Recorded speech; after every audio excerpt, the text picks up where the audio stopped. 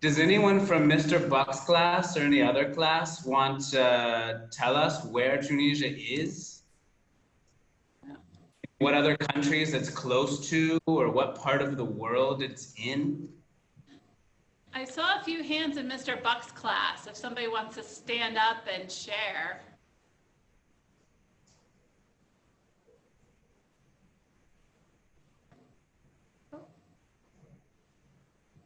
Oh, we're unmuting you now. Okay, go.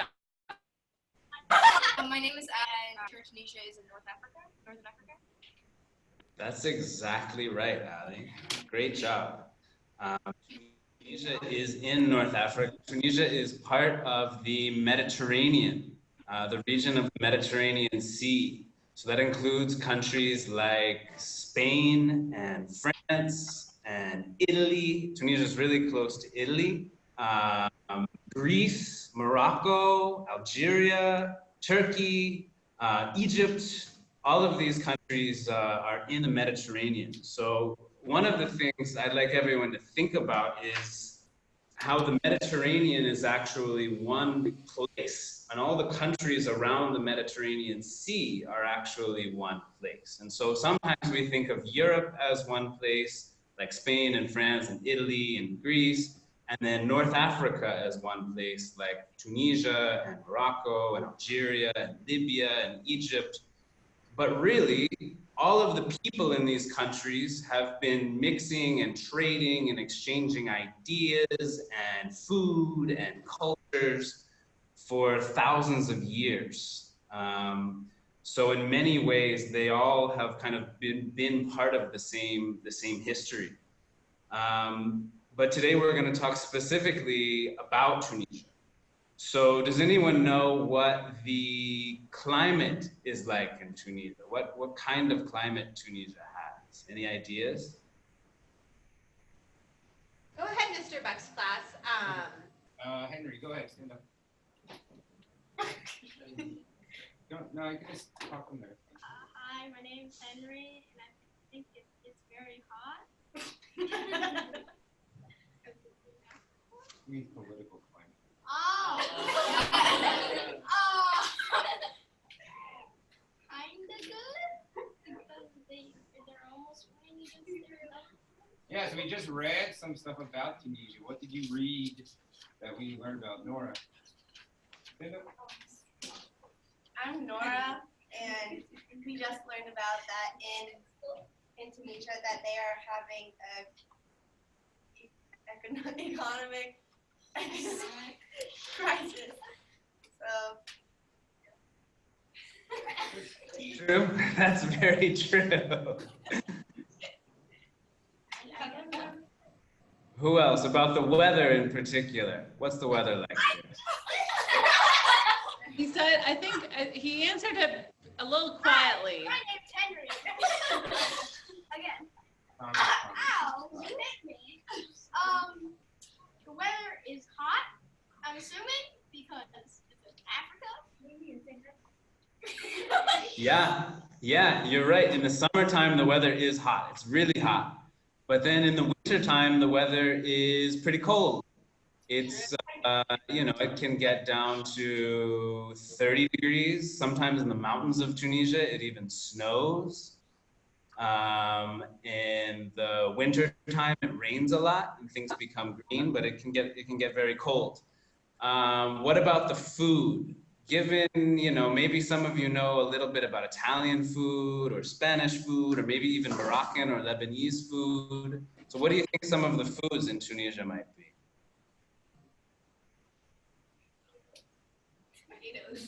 You have a reasonable answer?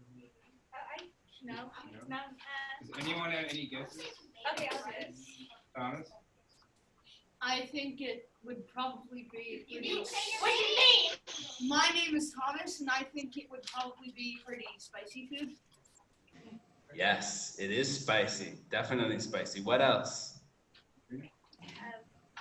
I'm Katrina. I think it would be like pasta because it's Italian. Lots of pasta. Aggie, go My name's Aggie. I think that there might be some seafood because it's by the Mediterranean. Very good. Tons of seafood, lots of fresh seafood that goes in the pasta. Spicy pasta with seafood. All of the Whoa! Where did you hear? He was our Mr. Harry. Wow.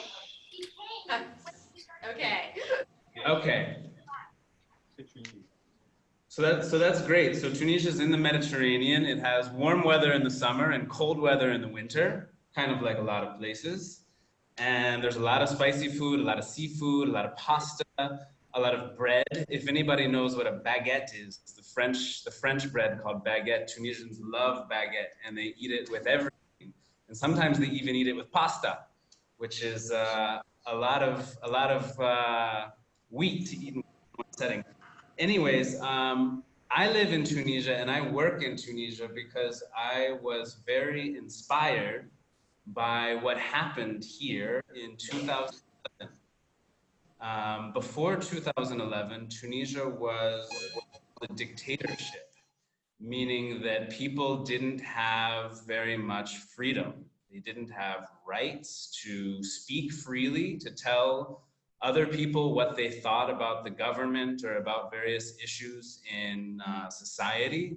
They didn't have the ability to practice religion freely in the way that they wanted to. And the relationship between citizens, just people in the community, and the government was violent, let's say, and the police would regularly exercise violence against anybody or use violence against anybody that tried to express themselves freely or asked for a better form of government or tried to change the system that they were living in. So in 2011, thousands and thousands of Tunisians went out into the streets to change the system, to make it better, and to demand their basic freedoms.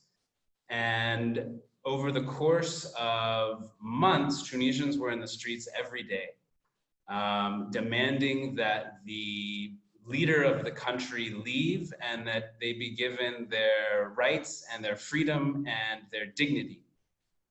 And it worked. That's the most amazing part. After a month of protesting every day in the street, many people lost their lives in these protests and in these demonstrations. The leader of the country left the country. He ran away. He fled to Saudi Arabia, another country that's in the Middle East. And so ever since then, Tunisia has been trying to establish a democracy. And USIP works in Tunisia to help this transition to democracy be as successful as it can possibly be. So one of my questions to you is, what are some of the things that make peace possible? What do you need in society to have a peaceful society, for people to feel like peace can be possible and not so they don't want to use violence? What might some of those things be? What might be the necessary parts of society for that? That's a great question, and I am going to start with Mr. Buck's class. We have Bozeman High School is just starting to trickle in after their bell change, so we'll start with. So we'll go ahead and start with Mr. Buck's class, and then we'll come back to you. And Ms. Rico, if you have any comments that you want to contribute, you are welcome to as well. So go ahead, Mr. Buck's class, while Bozeman files in.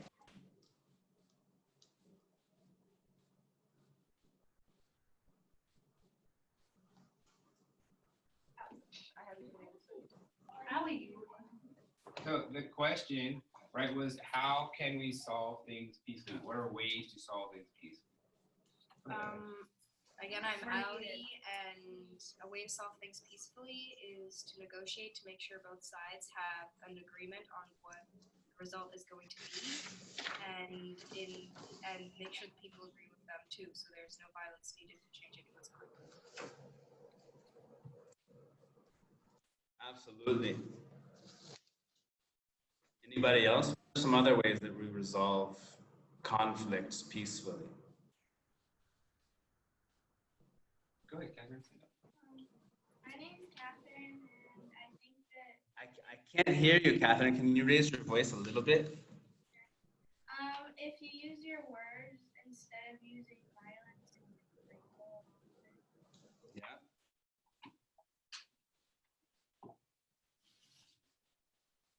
Yeah.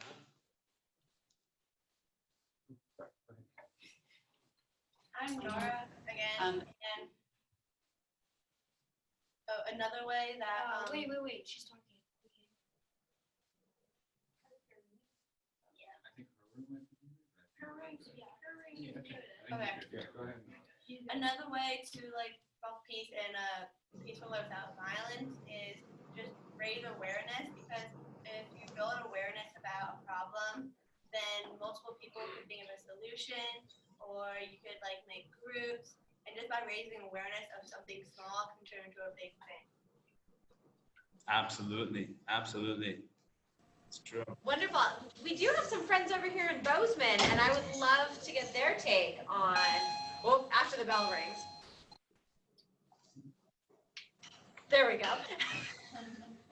What does it take to have peace and to build peace?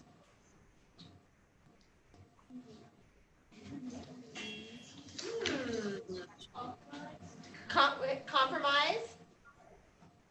Good. A basic understanding of respect between mutual parties. Yeah. Mm-hmm.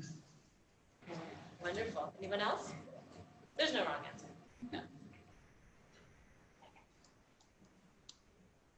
Leo, I would love to hear some examples of how USIP and others are working to make these things possible, to negotiate, to mediate, to help build respect, Absolutely. especially between, you mentioned the fact that the police and community didn't have the best relationship prior to 2011.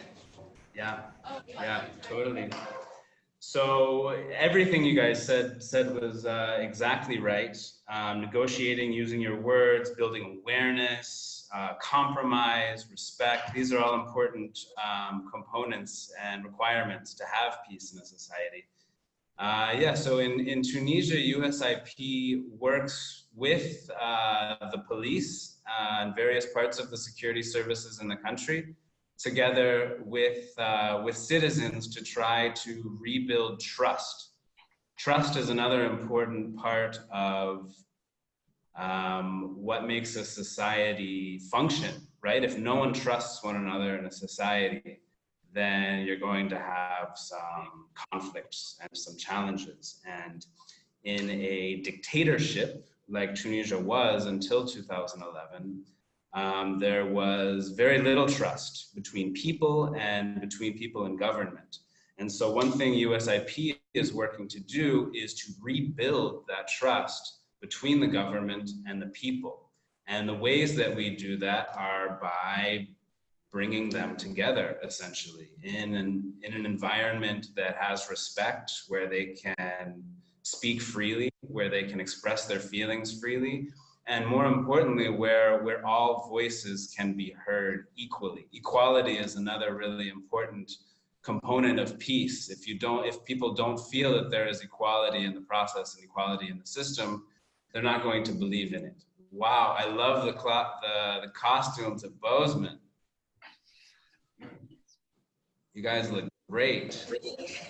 So for Mr. Buck's class, just to let you know, it is homecoming week, and the theme today is out of this world. This is not their normal attire. Even though Montana, or maybe it is, you never know. It definitely is. So I think just Mr. Buck, a follow-up question before we look to the students for any questions they have is, how do you actually know that you're building trust? How can you see, what does that look like? How do you know you're being successful? Sure. Go ahead, Henry. Do you want to stand up? Henry, please stand up. one way, my name's Henry again. One way you can tell if trust is happening is when they give you, like when people give you more responsibility, and if relationships start going good.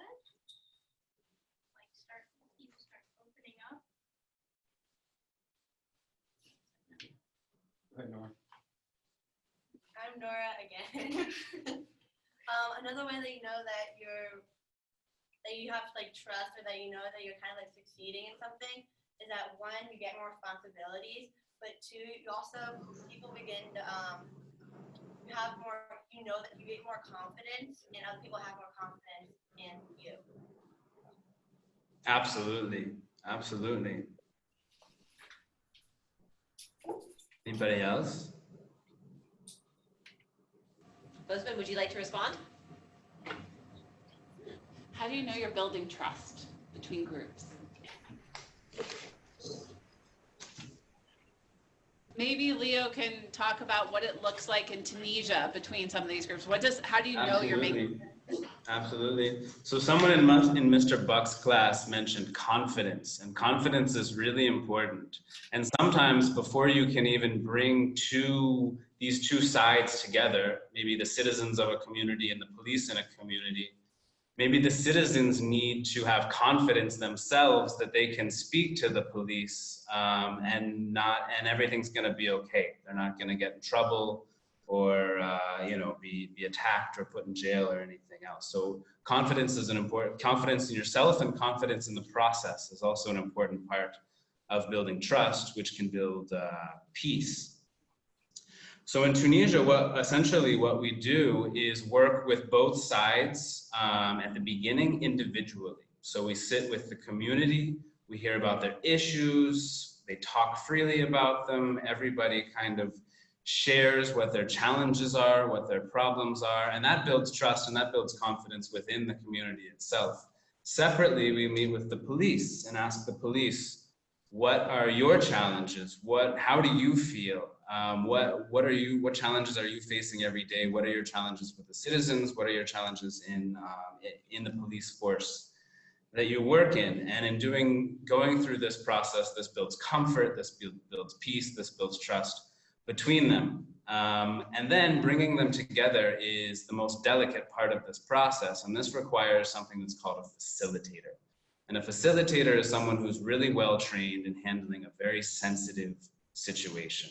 So imagine you have two parties that have been at war with each other, for example, or been in a cycle of violence between each other for a long time, and you're bringing them to the table to sit together for the first time. If you don't have a facilitator who's very experienced at mediating this process and making everybody feel comfortable and making sure that all voices are heard equally, then you're likely going to either have violence in the room itself or just have people refuse to negotiate, refuse to move forward, and refuse to build peace. So having a facilitator is very important. Once you've done that, you might get a negotiation. And in that negotiation, there might be an outcome. We, as these two parties, agree to do X, Y, and Z together. Great. Now what? Now you actually have to implement that outcome. So for example, if there's two parties that have been in conflict, they come to this room and they sit and they talk and they agree on an outcome, but then they go back to the streets and nothing's actually fixed and the violence continues.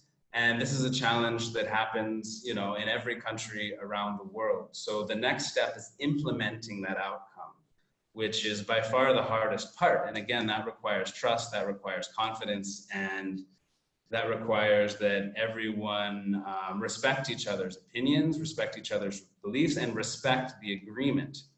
And that's definitely the hardest part of building peace and building trust.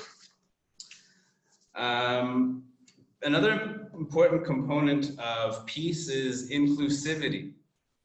In many countries, there are large parts of the population, Tunisia included, maybe America included as well, where there are people who don't feel like they're being respected by society or by their government, or they don't feel that their voice is being heard in their society.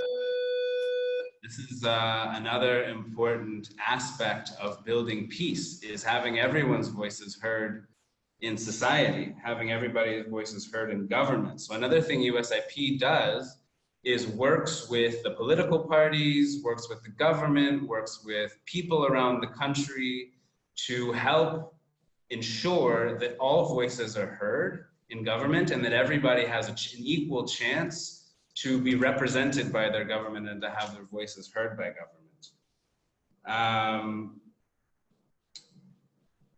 So I have another question for all of you, and that is, what would make a group of, do you have to leave, Mr. Buck's class? Okay, bye.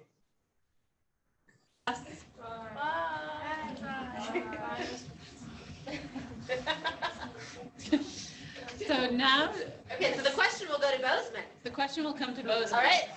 Okay, Leo. Ask away. All right, so the question, now we've got the big kids, the homecoming court. So the question is, what would make people in any country go out into the streets and ask for a revolution, ask for their country to change its government, change its society, for everything to change? What would be necessary in a society for that to happen? Do you guys want to take like 20 seconds and talk to each other and then come up with a couple of answers? Yeah. Go ahead. Okay, so people would need to be passionate about what they want. You guys like really like big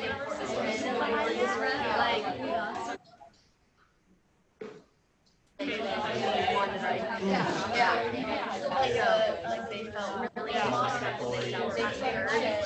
So a lot of people got really passionate about that. I feel like I think too, like you also need to have a conversation. It's like you create, like you don't have to create like violence. All right, it sounds like we're about ready. Let's go ahead. Who'd like to share a few things with Leo? I heard lots of great conversations. Yeah. Yes, back here. Go ahead. I feel like if you have like a opinion that you want to like voice, and if a lot of other people have that opinion that they want to voice, like it's good if they like come out and get in a group and like say that. We were saying that it requires strong communication, either through the press or roads or media, in order to unify people and create a plan of action. That's a really important point in terms of when a revolution happens, how to make it successful. Is that what you're saying? Mm-hmm. When people want to organize, how to ensure that what they're trying to make happen actually happens, they need to have strong communication. Yes. Yeah.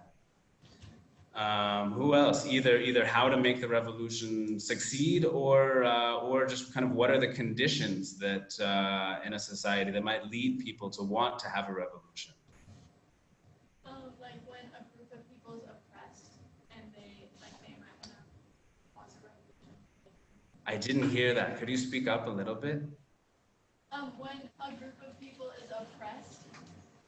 Yep, absolutely. When they don't have a voice, when they don't have rights.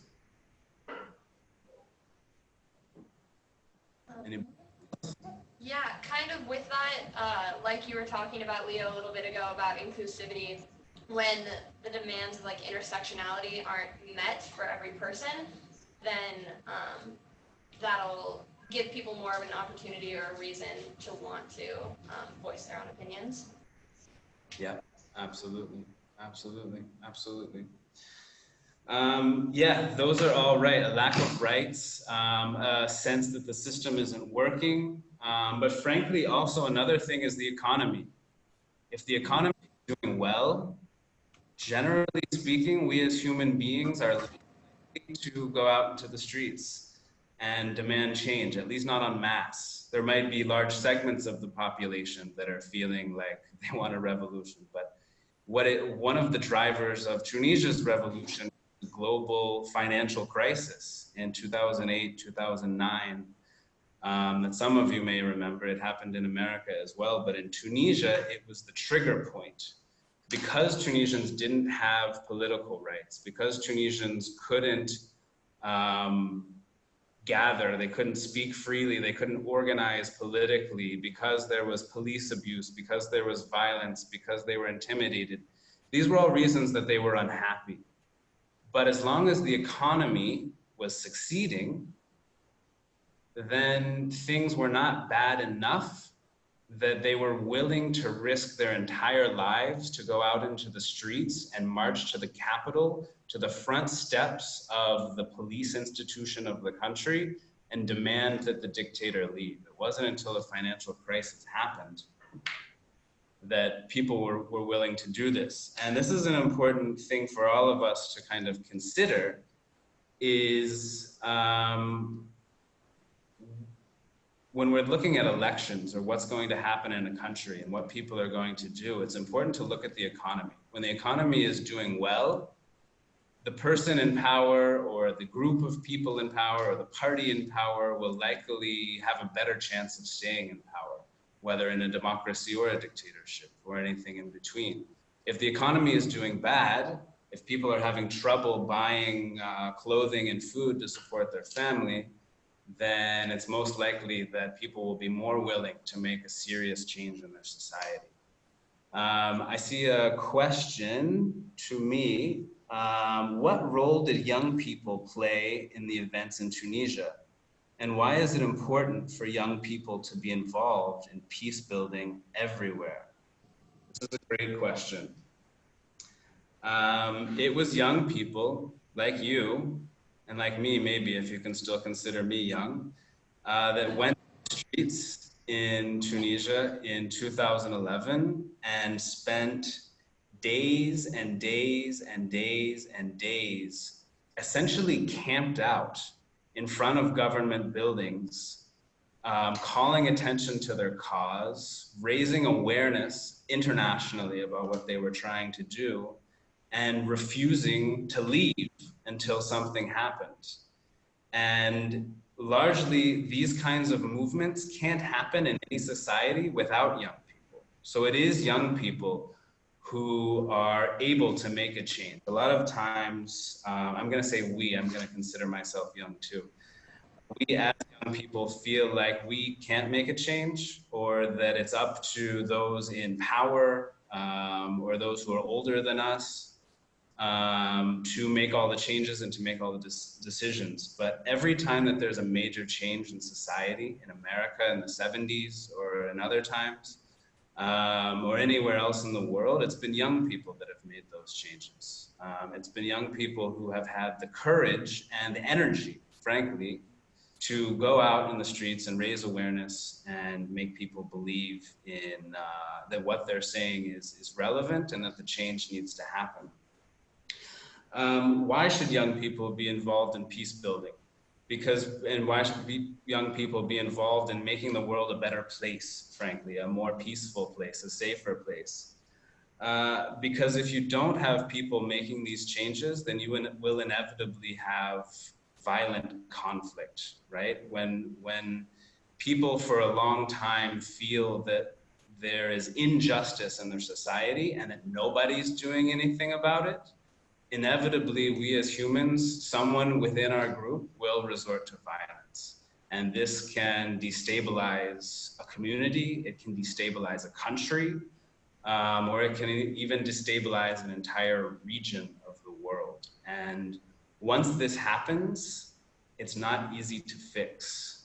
It takes decades to fix the aftermath of a violent conflict. And that is why USIP exists, essentially. The US Institute of Peace is to try to prevent violent conflict from happening in the US and around the world, and to mitigate violence if it does happen, which means to try to make the aftermath or the impact of that violence as little as possible. So, you know, if any of you are interested in this kind of work, if being involved in helping societies create the conditions for peace, create the conditions to be able to resolve conflict non-violently, then, you know, work in the field of peace building might be something that you'd be interested in. Well, I know I have a couple questions, but I want to turn it either to Ms. Rico in Texas or the students here. Do you guys have any other questions for Leo about Tunisia, about building peace? Any question?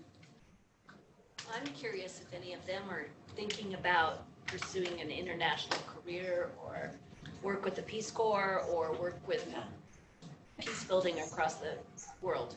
Okay, so we see a few Raise nods. hands, thumbs up. Okay, cool. What way? What form? What have you been interested in pursuing so far? I did like a service trip in the Dominican.